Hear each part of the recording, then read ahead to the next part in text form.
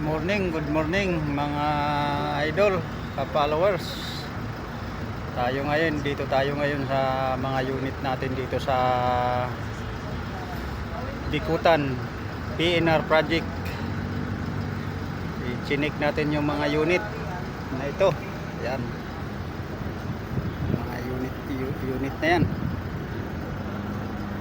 Tapos yung dump truck.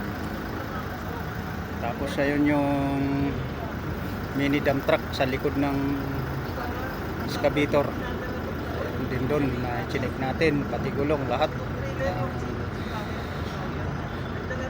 Mga pwedeng i-check na